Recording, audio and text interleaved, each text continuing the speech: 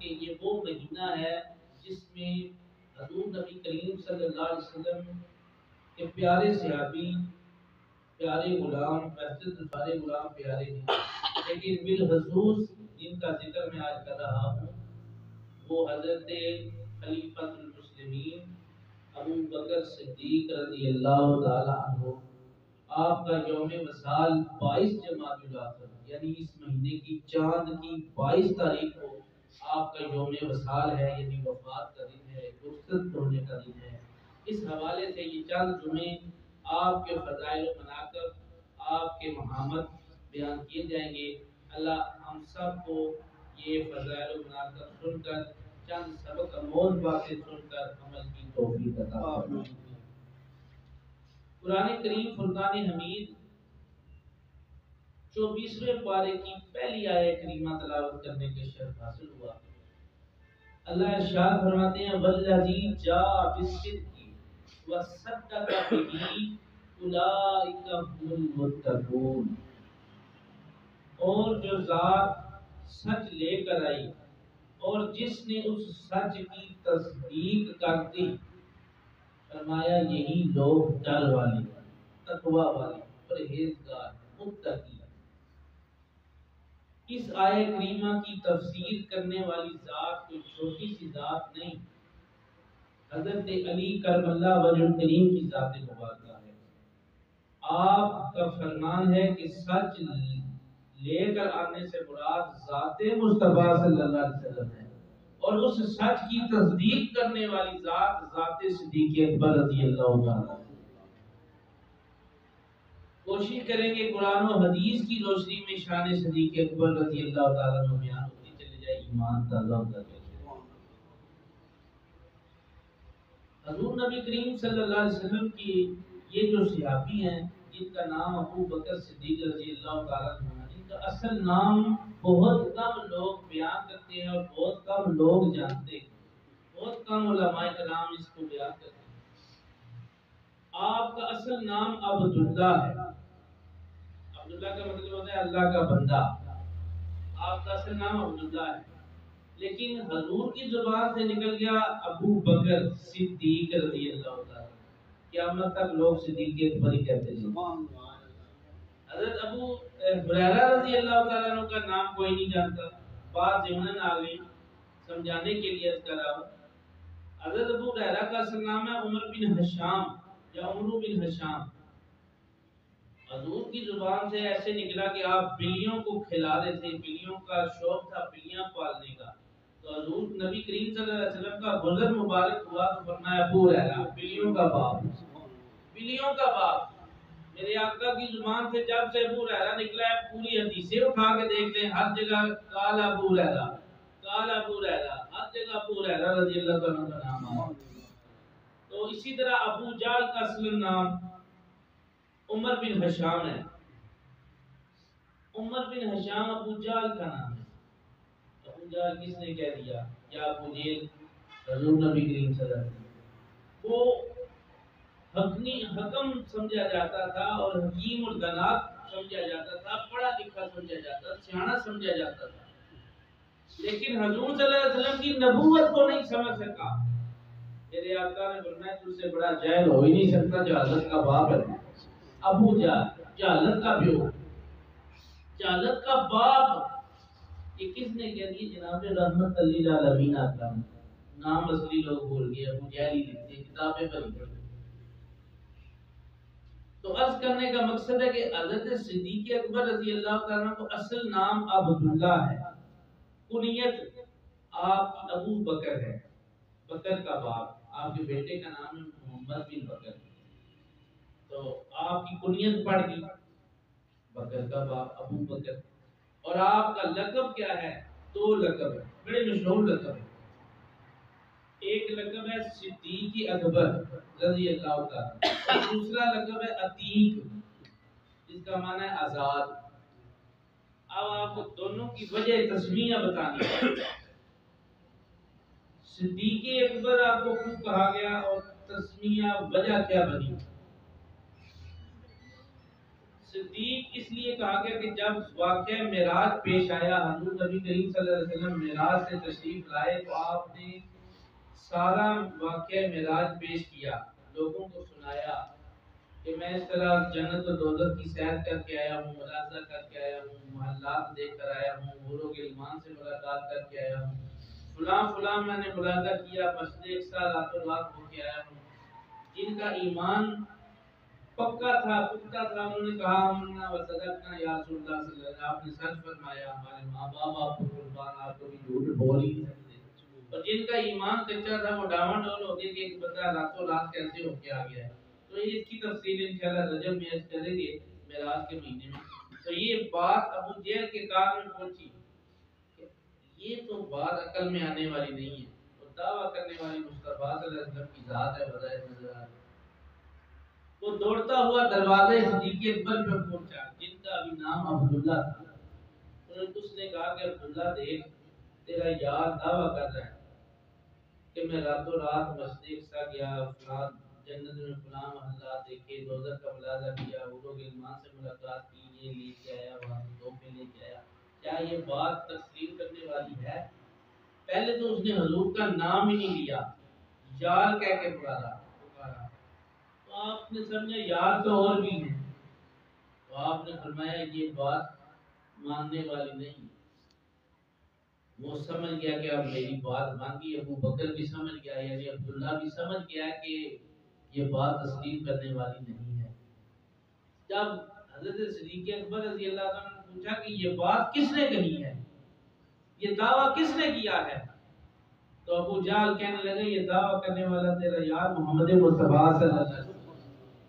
تو صدیق اکبر رضی اللہ تعالیٰ نے فرمایا اور کوئی مانے نہ مانے، کوئی تسلیم کرے یا نہ کرے، میں اس بات کی تصدیق بھی کرتا ہوں، میں اس سچائی کی تصدیق بھی کرتا ہوں کہ واقعی حضور عرشوں پہ گئے ہیں اور واقعہ معراج واقعی ہوا۔ حضور نبی کریم صلی اللہ علیہ وسلم کی بارگاہ میں جب پہنچے تو میرے آقا نے آپ کو صدیق کا لقب عطا فرمایا، نہ صرف صدیق فرمایا بلکہ صدیق اکبر، سب سے بڑھ کے تصدیق کرنے والا سچائی کی۔ ایک وجہ یہ بھی، اور ایک لقب ہے عتیق۔ بعض مفسرین محدثین نے لکھا کہ آپ کا نام عتیق تھا۔ صدیق وہ لقب سمجھتے ہیں لیکن وہ کہتے ہیں عتیق آپ کا لقب نہیں، آپ کا نام ہے۔ لیکن یہاں پر حضرت ام المومنین اما عائشہ صدیقہ رضی اللہ تعالیٰ عنہ سے جو روایت مروی ہے وہ میں آپ کو سنانے لگا۔ آپ فرماتی ہیں کہ ایک روز میں اپنے حجرے میں بیٹھی ہوئی تھی اور میرے سیر میں سرکار دو عالم صلی اللہ علیہ وسلم اور چند صحابہ کرام بیٹھے ہوئے تھے۔ اچانک حضور صلی اللہ علیہ وسلم نے دیکھا کہ ابو بکر صدیق تشریف لا رہے ہیں، تو حضور نے صحابہ کو مخاطب کر کے فرمایا صحابہ کسی نے عتیق کو دیکھنا ہے تو وہ صدیق اکبر کو دیکھو۔ عتیق کا مطلب کیا ہے؟ عتیق کا مطلب ہے آزاد۔ فرمایا جس نے کسی آزاد بندے کو دیکھنا ہے نا، اے لوگوں دیکھو وہ سامنے آزاد آ رہا ہے۔ عرض کی آقا یہ کیسا آزاد ہے، کیسا عتیق ہے جس کو آپ نے عتیق کا لقب عطا فرمایا ہے؟ یہ تو ابو بکر صدیق رضی اللہ تعالیٰ عنہ ہے۔ میرے آقا نے فرمایا عتیق داخل النار فقد فاز، فرمایا کہ عتیق وہ شخص ہے جس پر اللہ نے جنت میں دوزخ میں داخلہ حرام کر دیا۔ فرمایا یہ وہ آزاد ہے جس پر دوزخ بھی حرام ہوتا ہے، اس لیے اس کو عتیق کا لقب عطا کیا گیا۔ حضرت ابو بکر صدیق رضی اللہ، یہ دو القاب آپ کے مشہور ہیں اور ان کا ذکر قرآن میں موجود ہے۔ ایک جگہ پہ فرمایا واسا جنبو حل اتقا، سورہ لیل میں اللہ نے فرمایا آخری بات فرمایا کہ اللہ کے وہ بندے جو تقوی کے پیکر ہیں، فرمایا یہ صاحب تقوی، اس کا شان نزول یہ ہے کہ اس صاحب تقوی سے مراد صدیق اکبر کی ذات ہے۔ اور حضور حضرت صدیق کا دوسرا لقب قرآن سے ثابت ہے، اللہ فرماتے ہیں والذی جاء بالصدق وصدق به اولئک هم المتقون، وہ ذات جو سچ لے کر آئی اور وہ ذات جس نے اس کی تصدیق کر دی، یہی لوگ تقوی والے۔ اور تصدیق کرنے والے سے مراد سیدنا صدیق اکبر رضی اللہ تعالیٰ عنہ۔ اور صدیق اور عتیق دونوں ہی نام قرآن پاک سے آپ کے لیے دونوں القاب ثابت ہوتے ہیں۔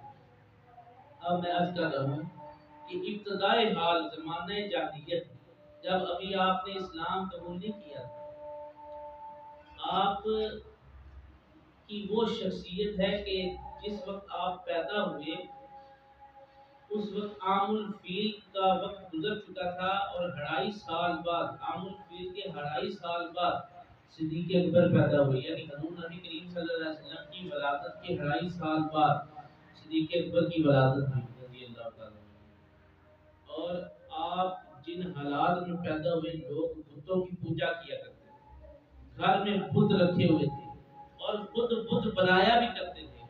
آپ کے آباء و اجداد جن میں حضرت آپ کے والد محترم جو بعد میں ایمان لے کے آئے، ان کا نام ہے عثمان بن ابو قحافہ رضی اللہ عنہ، جو بعد میں ایمان لائے۔ آپ کی والدہ ام سلمہ بن ام الخیر، آپ کا لقب بنت ام الخیر، یہ آپ کے القاب ہیں، یہ آپ کی والدہ اور والد کا نام ہے۔ یہ اس زمانے کی بات ہے جب شراب نوشی عام تھی، بت پرستی عام تھی، اور ابو بکر صدیق رضی اللہ عنہ اس دور میں پیدا ہوئے۔ آپ کا جو قبیلہ تھا نا، ابتدائی حال آپ کا جو بتا رہا ہوں، آپ کا قبیلہ بنو تیم تھا، بعد میں بنو تمیم بھی لکھا ہے۔ بنو تیم قبیلے سے آپ کا تعلق تھا، اور یہ قبیلہ بڑا ہی خوشحال قبیلہ تھا، کیونکہ اس قبیلے کے اکثر لوگ جو کام کرتے تھے وہ تاوان کا کام کرتے تھے، فیصلے کیا کرتے تھے تاوان کے۔ اور حضرت صدیق اکبر رضی اللہ تعالیٰ عنہ جو پہلے کام شروع کیا، جس منصب پر آپ بیٹھے فائز ہوئے، آپ بھی اسی کا فیصلہ کیا کرتے تھے، تاوان لے کر بندوں کو عذاب کر دینا، اس طرح کے فیصلے۔ اور آپ کے متعلق آتا ہے کہ آپ کی شخصیت ایسی شخصیت ہے کہ نیک، پارسا، با اخلاق، با کردار، متقی، پرہیزگار اور ایماندار تاجر صدیق اکبر رضی اللہ عنہ۔ کپڑے کی تجارت کا کام کرتے تھے، اور آپ کے متعلق یہ آتا ہے کہ آپ کو جھوٹ سے سخت نفرت تھی اور اصول پسند تھے سیدنا ابو بکر صدیق۔ آپ کا بچپن حضور نبی کریم صلی اللہ علیہ وسلم کے ساتھ گزرا، جوانی حضور کے ساتھ گزری، بڑھاپا حضور کے ساتھ گزرا۔ آپ بچپن کے ساتھی، جوانی کے ساتھی، بڑھاپے کے ساتھی، جب ایمان لے کر آئے، اسلام قبول کیا، پھر غزوات کے ساتھی، غزوہ بدر میں ساتھ، غزوہ احد میں ساتھ، غزوہ حنین میں ساتھ، پھر ہر جنگ میں ساتھ، ہر میدان میں ساتھ، ہر نماز میں ساتھ، فجر میں ساتھ، ظہر میں ساتھ، عصر میں ساتھ، مغرب میں ساتھ، عشاء میں ساتھ، جمعے پہ ساتھ، عیدین پہ ساتھ، جنازوں میں ساتھ، جس نماز کا بھی ذکر کریں صدیق اکبر ساتھ۔ آج اللہ کے فضل و کرم سے مزار میں بھی ساتھ۔ یہ رفاقت صدیق اکبر، یہ مقام صدیق اکبر جو قرآن و حدیث سے ہمیں یہ بات ملتی ہے۔ حضرت ابو بکر صدیق رضی اللہ تعالیٰ عنہ دور جہالت میں، جب آپ نے اسلام ابھی قبول نہیں کیا تھا، آپ نے اسلام نہیں قبول کی، اس وقت کی بات کر رہا ہوں، آپ کو شروع ہی سے شراب نوشی سے سخت نفرت، شراب کے قریب بھی نہیں جاتے تھے، نشہ نہیں کرتے، اور کسی بھی بت کے آگے جھکتے نہیں۔ علامہ انصر القادری نے ایک بیان میں بیان فرمایا ہے، کتاب کا حوالہ دیا ہے کہ فیضان صدیق اکبر میں یہ بات لکھی ہے۔ انہوں نے فرمایا کہ حضرت ابو بکر صدیق کی والدہ ام سلمہ فرماتی ہیں کہ جب یہ بچہ میرے پیٹ میں تھا، یعنی صدیق اکبر جب میرے پیٹ میں تھے، فرمایا میں کسی بت کے آگے جھکنے کی کوشش کروں تو یہ بچہ میرے پیٹ میں اکڑ جاتا اور مجھے تکلیف محسوس ہوتی، گویا وہ بچہ کہہ رہا ہوتا کہ ماں اگر جھکنا ہے تو صرف اس رب کائنات کے سامنے، اس بت کے آگے نہیں جھکنا ہے۔ اور حضرت صدیق اکبر رضی اللہ تعالیٰ عنہ کا اپنا بیان ہے، آپ فرماتے ہیں کہ میں ساری زندگی کسی بت کے آگے نہ جھکا ہوں نہ سجدہ کیا۔ زمانے جاہلیت میں، اسلام لانے کے بعد تو ممانعت ہوگی نا، یہ اسلام لانے سے قبل کی بات ہے، پہلے کی بات۔ سیدنا ابو بکر صدیق رضی اللہ تعالیٰ عنہ فرماتے ہیں کہ میرے بچپن کا دور تھا کہ کہ میں بتوں کی مخالفت کرتا تھا، ان کے سامنے جھکتا نہیں تھا، ان کی پوجا نہیں کرتا تھا۔ ابھی میرے والد ابو قحافہ جو مسلمان نہیں ہوئے تھے، وہ بار بار مجھے اس بات پر آمادہ کرنے کی کوشش کرتے کہ ابو بکر، اے عبداللہ، آپ اس بت کے سامنے جھکیں اور سجدہ کریں۔ آپ فرماتے ہیں کہ روز مجھے میرے والد نے سزا کے طور پر میرے جسم سے کپڑے اتار لیے، اور مجھے گھر میں ایک کمرہ تھا جہاں بت ہی بت پڑے ہوئے تھے، ہاتھ کے بنے ہوئے۔ فرمایا اس کمرے میں مجھے کوٹھری میں بند کر دیا، اور جب مجھے بھوک لگی نا تو میں ایک بت کے سامنے آ گیا، جھکا نہیں، اس بت کو کہنے لگا کہ اگر تو واقعی رازق ہے، رزق دینے والا ہے، تو مجھے بھوک لگی ہے، کھانا کھلا۔ فرمایا کافی دفعہ میں نے اس سے کہا کہ مجھے بھوک لگی ہے، کھانا کھلا، حتیٰ کہ وہ بت ترس سے مس نہ ہوا، حرکت نہ کر سکا۔ آپ نے فرمایا مجھے غصہ آیا، میں دوسرے بت کے پاس گیا، میں نے اسے کہا کہ میں برہنہ ہوں، میرے جسم پہ کپڑے نہیں ہیں، مجھے لباس عطا کر۔ فرمایا وہ بھی ترس سے مس نہ ہوا، مجھے اور غصہ آیا۔ صدیق اکبر رضی اللہ تعالیٰ فرماتے ہیں میں نے قریب ایک پتھر پڑا ہوا تھا، اس پتھر سے میں نے ان بتوں کو توڑ ڈالا، تہس نہس کر دیا، غصے میں آ گیا۔ فرمایا اس وقت سے مجھے ان بتوں سے اور زیادہ نفرت ہو گئی کہ جو بت ہمیں فائدہ نہیں دے سکتے، نقصان نہیں پہنچا سکتے، ان بتوں کی عبادت کیسے ہے؟ عبادت کے لائق تو صرف رب کی ذات ہے۔ یہ صدیق اکبر رضی اللہ تعالیٰ کا بچپن بھی ہے، اور زمانہ جاہلیت کی باتیں میں آپ کو بتا رہا ہوں، اور اس بات کی راویہ حضرت عائشہ صدیقہ رضی اللہ تعالیٰ ہے، جو میں آپ کو سنانے لگا ہوں۔ آپ فرماتی ہیں کہ میرے والد محترم بتایا کرتے تھے کہ میں زمانے جاہلیت میں کسی بت کے سامنے سجدہ نہ کرتا، اور آپ فرماتی ہیں کہ مجھے شراب سے سخت نفرت تھی، یعنی صدیق اکبر فرماتے ہیں شراب کے قریب بھی میں نہ گزرتا۔ اس کی وجہ کیا تھی؟ فرمایا ابھی شراب حرام بھی نہیں ہوئی، لیکن مجھے بچپن سے شراب پسند نہیں تھی۔ کئی دفعہ مجھے گھر والوں نے، بار یار دوستوں نے مجبور کیا کہ شراب پی لو۔ صدیق اکبر فرماتے ہیں کہ میں نے انکار کر دیا۔ فرمایا وجہ یہ تھی کہ ایک روز میرا ایک ایسے بندے کے قریب سے گزر ہوا جو مدہوش تھا، بے ہوشی کی حالت میں تھا، جاگون اٹھی کی حالت میں تھا۔ فرمایا اس کے قریب گندگی تھی، غلاظت پڑی ہوئی تھی، وہ غلاظت میں ہاتھ ڈالتا، منہ کے قریب کرتا کھانے کے لیے، بھوک کی وجہ سے پھر دوبارہ پھینک دیتا، کافی دفعہ یہ عمل کرتا۔ ابو بکر صدیق رضی اللہ تعالیٰ فرماتے ہیں کہ میں سمجھ گیا کہ اگر اس بندے کو اس غلاظت سے اتنی نفرت ہے کہ مجبور ہو کر بھی نہیں کھا رہا، تو میں تو پھر مجبور نہیں ہوں، مجھے شراب پینے کی کیا ضرورت۔ آپ فرماتے ہیں میں نے شراب کو دیکھا تک نہیں، چھوا تک نہیں، اور کائنات میں اسلام کے دامن میں دو ہستیاں ایسی ہیں جو نہ کسی بت کے آگے جھکی ہیں، نہ کبھی شراب کو چھوا ہے، اور ان ہستیوں میں پہلا نمبر ابو بکر صدیق رضی اللہ تعالیٰ عنہ کا ہے، اور دوسرا نمبر مولا علی شیر خدا رضی اللہ تعالیٰ عنہ۔ یہ دو ہستیاں ایسی گزری ہیں جو زمانے جاہلیت میں بھی بتوں کے سامنے نہیں گزری۔ تو میں عرض کر رہا تھا کہ حضور نبی کریم صلی اللہ علیہ وسلم، آپ کے یہ جو سیاسی ہیں، یہ بڑے ہی شان والے سیاسی، بڑی عظمت والے سیاسی، جن کا ذکر قرآن پاک کی کئی آیات میں آیا، اور ایک روایت میں یہ بھی ہے کہ حضور نبی کریم صلی اللہ علیہ وسلم نے فرمایا کہ 360 رحمتیں اللہ آسمان سے قیامت والے دن نازل فرمائے گا، اور وہ تقسیم فرما دے گا اپنے نیک بندوں میں۔ حضرت ابو بکر صدیق رضی اللہ عنہ پاس بیٹھے تھے، انہوں نے عرض کی کاش مجھے بھی ان رحمتوں میں سے ایک رحمت مل جائے، کاش ان رحمتوں میں سے 360 رحمتوں میں سے جو اللہ رب العزت قیامت کے نزدیک یا قیامت والے دن نازل فرمائے گا، مجھے بھی حصہ مل جائے۔ تو حضرت ابو بکر کی یہ بات سن کر میرے آقا فرمائے اے صدیق، میں تجھ سے وعدہ کرتا ہوں کہ اللہ تعالیٰ تجھے ساری رحمتیں عطا فرمائے۔ کس کی شان ہے؟ حضور نبی کریم صلی اللہ علیہ وسلم کس کے بارے میں فرما رہے ہیں؟ ابو بکر صدیق رضی اللہ تعالیٰ عنہ۔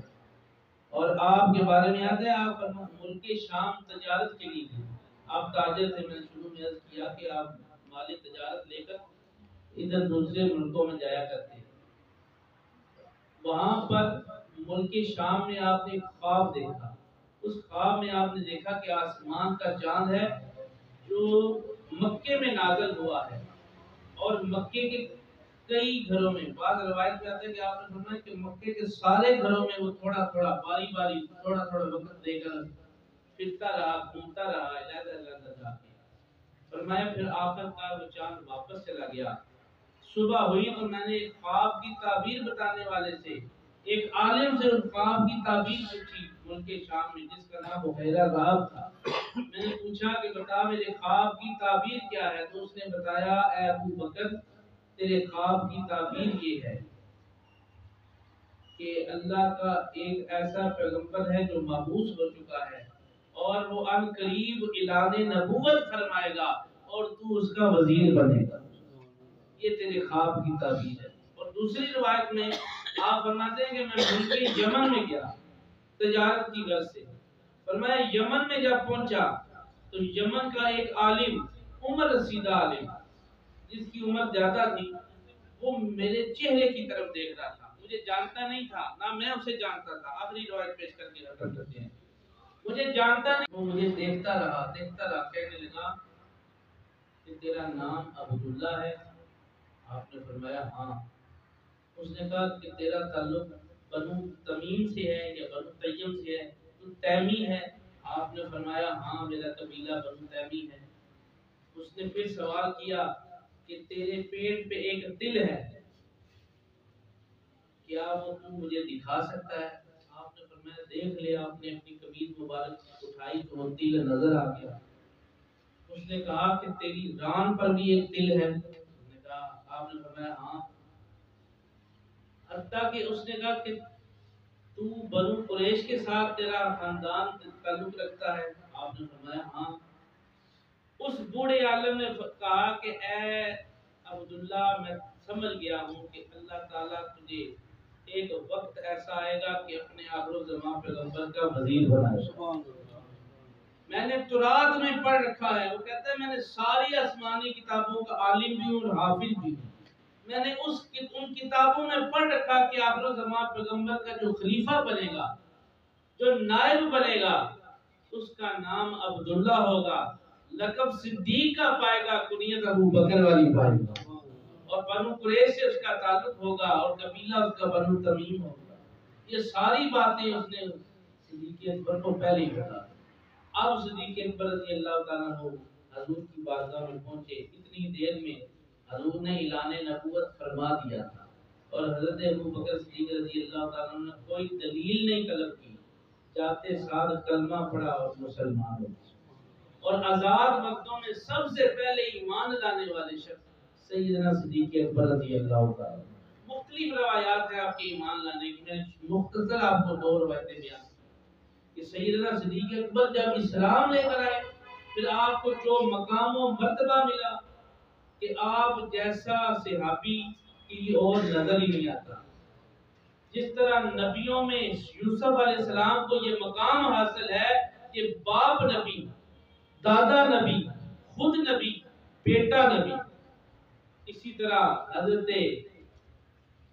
ابو بکر صدیق رضی اللہ تعالیٰ کو یہ مقام حاصل ہے کہ باپ سے آبی، خود سے آبی، بیٹا سے آبی، پوتا بھی سے آبی، چار پشتوں میں صحابت چلی، صحابیت چلی۔